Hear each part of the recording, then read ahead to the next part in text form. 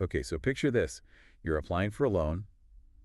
Everything seems straightforward. You hit submit, then bam, rejection. Oof, I know that feeling. And then you dig a little deeper and find out it wasn't even a human making the call. It was an algorithm. It's kind of wild when you realize how often that's happening these days.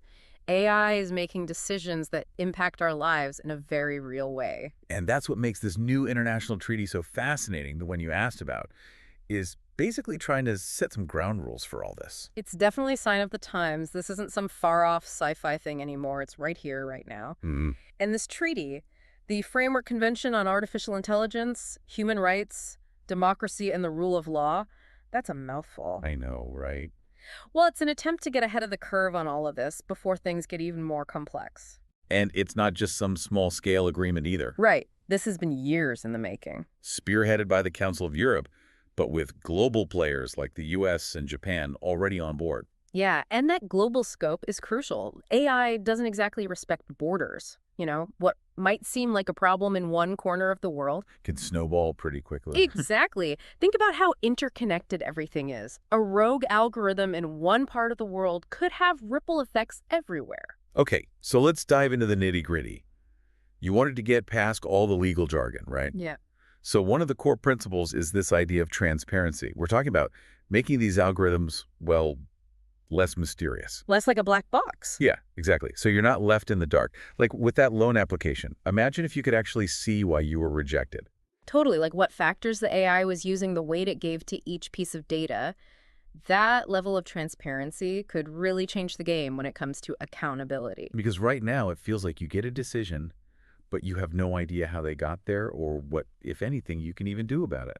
It's like, sorry, the algorithm said no. Exactly. But this treaty is trying to shift that dynamic. It's saying you have a right to know not just that you're dealing with AI, which a lot of times we don't even know, Right? but also how that AI is making decisions, especially ones that affect you directly. So it's more than just knowing an algorithm is involved. It's like being able to look under the hood and understand how it works. Exactly. And that understanding is really the first step towards making sure AI is being used ethically and fairly, especially in those situations where the stakes are high. Which brings us to that next key principle, accountability, right? Yeah. No more just blaming the algorithm when things go sideways. Right. It's about making it crystal clear who is responsible when AI systems cause harm. Which is a whole other can of worms, especially as this technology just keeps getting more complex. It really is. It's not always a simple answer. So, like, give me an example. What happens if something goes wrong with, let's say, an AI-powered medical diagnosis? Okay, so that's a perfect example. Is it the company that developed the algorithm? Yeah. Or the hospital that uses it? Or even, the doctor who ultimately relies on those recommendations?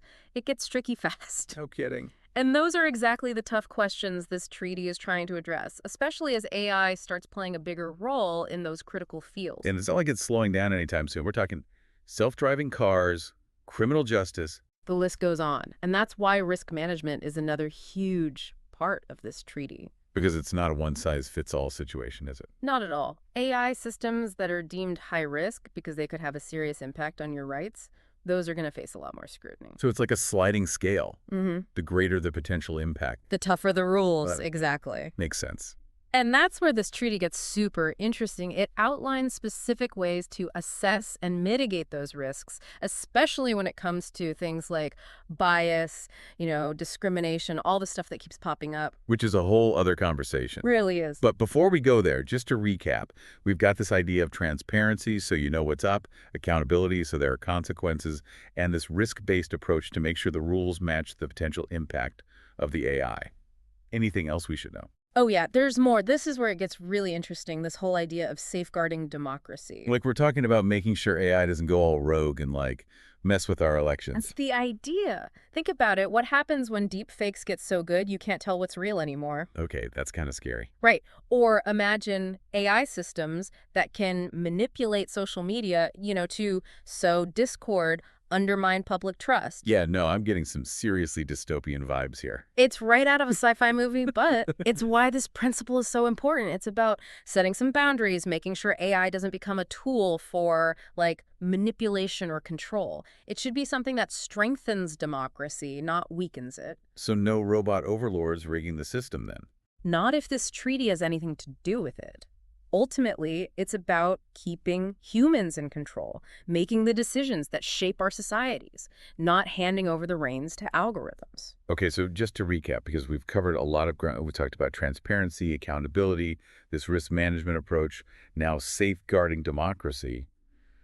But how does this actually play out in the real world, like for everyday people? Right, because that's what it's all about, right? So Yeah. picture this, you get a notification that, an AI system has made a decision that affects you, like that loan application we talked about earlier.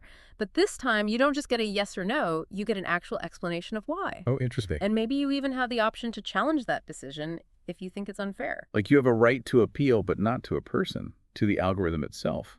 Yeah, kind of. Or let's say you're using some new AI health app. This treaty pushes for a level of transparency that could really revolutionize how we approach medical care. How so? Well, imagine being able to see how the app reached its recommendations, understanding the potential risks and benefits, really being an active participant in your own healthcare decisions. So it's about taking that leap from blind trust to actual understanding. Absolutely. And it goes beyond these individual scenarios, too. It's also about raising public awareness, making sure people understand enough about AI to navigate this new landscape. Yeah, because knowledge is power, right?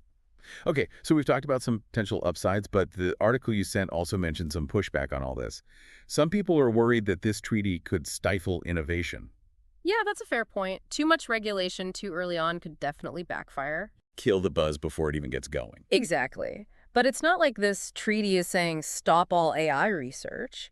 It's about striking a balance, finding a way to encourage progress without, throwing caution to the wind. So it's less about hitting the brakes and more about, like, putting up some guardrails. That's a good way to put it. And it's important to remember that this treaty isn't set in stone either. It's designed to be flexible, something that can adapt as technology advances. So it's just the first draft, so to speak. Yeah, which is why it's so important for everyone to be a part of this conversation. It's not just some tech policy thing happening in a vacuum. Exactly. It affects all of us. So if you're listening to this and thinking, wow, this is big, what can you actually do? How do you get involved? Well, one thing that caught my eye in this article, it mentioned something called regulatory sandboxes. Oh, yeah, those are interesting. It's like this idea that you can have a controlled space. Okay, so before you go any further, Sure. what exactly is a regulatory sandbox? Okay, so imagine you're a company developing some new AI, right? And you want to test it out, make sure it actually works. Right, But you don't want to just unleash it on the world without knowing what's going to happen. makes sense. So a regulatory sandbox is kind of like a safe space where you can try things out. So it's like a virtual crash test for algorithms. Exactly. That's a Yeah. great way to put it. You can see how your AI behaves in a controlled environment, identify any problems, make tweaks and adjustments, all before it goes out into the wild. So it's a win-win. Companies get to innovate without, like, worrying about breaking the internet, Right. and the rest of us don't end up as unwitting test subjects. Exactly. Which speaks to that whole balance we were talking about before. How do you encourage innovation while still having, some common sense safeguards in place? Right, because too much of either extreme is probably not a good thing. Exactly. It'll be interesting to see how these regulatory sandboxes actually work out. Like, can they Yeah. really live up to the hype? Hmm. I guess time will tell. It's definitely something to watch. But that's just one piece of the puzzle, right? This whole AI thing, this treaty, it just brings up so many questions, so many things to think about, and we're just getting started. It's just the tip of the iceberg. Exactly. Which is why I think it's so important for everyone to stay curious, stay informed, because like we've been saying, this isn't just about tech policy. It's about the kind of future we want to build. It's about all of us. So, as you're listening to this, what are your thoughts? What parts of this treaty really jumped out at you? What gives you hope? What worries you? Let us know. Yeah. Keep those questions coming. Maybe yours will be featured in our next deep dive. But until then, happy listening.